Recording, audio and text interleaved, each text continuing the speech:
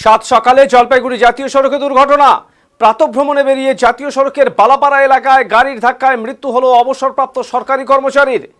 এলাকারই বাসিন্দা ছিলেন কমলতন্ত্র। প্রতিদিন ভোরে প্রাতঃভ্রমণে বের হতেন তিনি।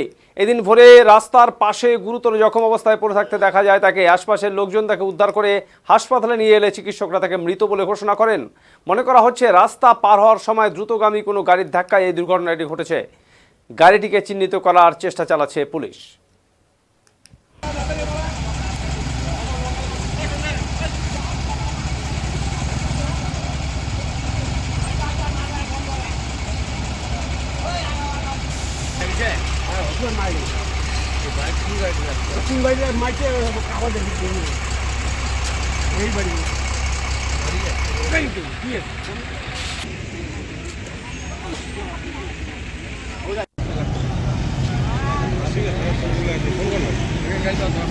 নাম সঞ্জয় বাসা। যিনি কখন ঘটনাটা হয় বলুন তো আনুমানিক, তাও আনুমানিক মোটামুটি 7:10 হবে। 7-10 মিনিট। এরকম। পুলিশ আসছে এখন? হ্যাঁ, পুলিশ এখন আসছে। কতক্ষণ হলো পুলিশ আসা? পুলিশ মোটামুটি 10-15 মিনিট হয়েছে আসছে। আচ্ছা, কেমন আছেন উনি? যিনি উনি যখন শুনলাম তখন তো মোটামুটি ভালো ছিল। হসপিটালে নেওয়ার পরে উনি মারা গেছে।